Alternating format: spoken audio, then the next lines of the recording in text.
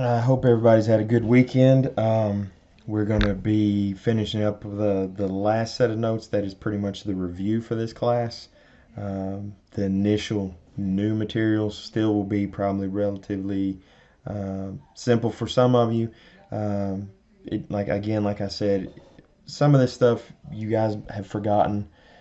Some of it, unfortunately, you didn't get a chance to see, and that's okay. We can work through this and make sure everything works in your favor so that you all are successful in this class. But as you can see, we are talking about lines. I hope everybody is familiar with lines. One of the first things that we want to look at is the slope of a line. You guys have probably seen this equation several times where the slope is always represented by the letter m, but it's the change in y over the change in x, which means we take um, the difference in the y values divided by the difference in the x values. Um, when we calculate slope, it's just simply a matter of substituting those numbers into that equation. And so for example 1, we're finding the slope of the line that contains the points 1, 2, and 5, negative 3. So again, the slope equation is y sub 2 minus y sub 1 over x sub 2 minus x sub 1. Now, initially, for some of you, it may be helpful to label your points initially, and then the more practice you get, maybe you'll stop labeling them and just immediately be able to go to what the solution is to the problem. But I'm going to go ahead and label these points in this example. So for the first order pair, we have x sub 1 and y sub 1. In the second order pair, we have x sub 2 and y sub 2. So that makes it simple for me to see where I need to substitute in my values without really making a mistake. So looking at the formula above here, we have y sub 2 minus y sub 1.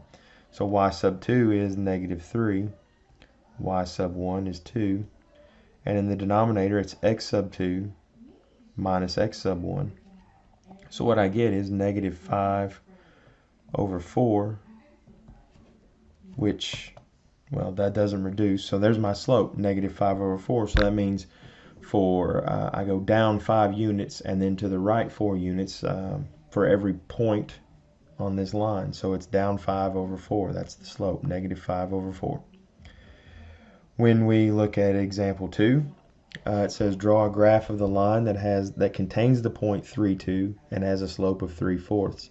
So first let's plot the point 3, 2 on our graph, which will be right here. That's our given point.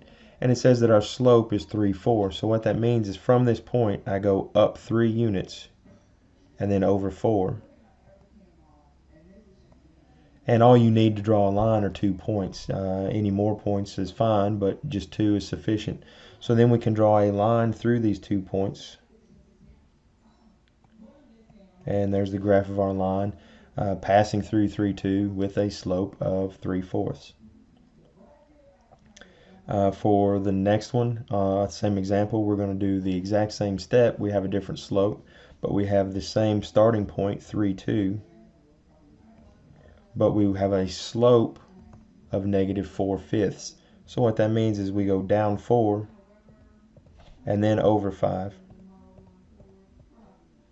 So this has a negative slope, which means the graph falls as it moves from left to right. Example 3 wants us to graph the equation x equals 3. So when x equals 3, but anywhere else on this line right through here, x is still equal to 3. Our y value, our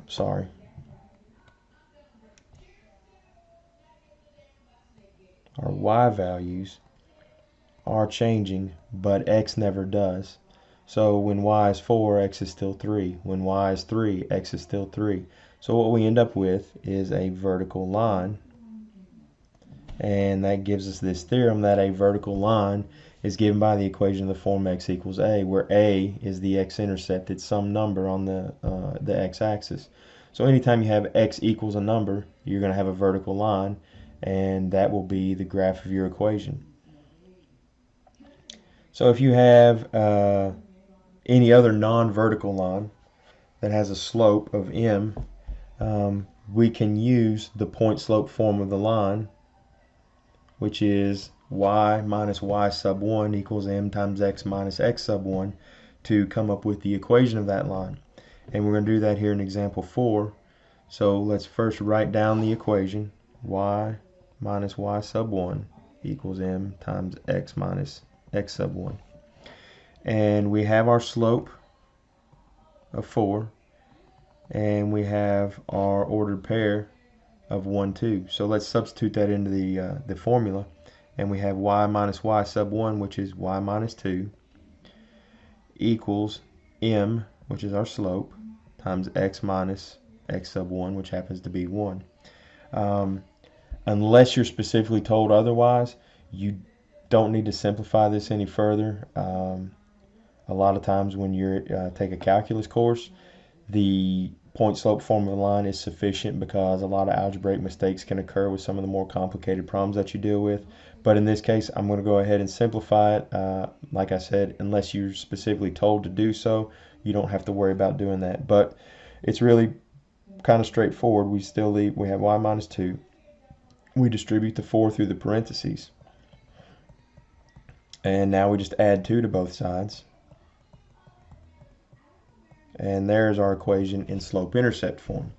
So we have point-slope form here. And then here we have slope-intercept. And we're going to talk more about slope-intercept form later in these notes. But you guys probably remember seeing that plenty of times. It's y equals mx plus b. So our next one, it says find an equation of the horizontal line containing the point 3, 2. Well, if you imagine a horizontal line, so I'm just going to sketch a coordinate plane over here. A horizontal line has 0 slope, so we know any horizontal line has a slope of 0. So let's go back to our point slope form.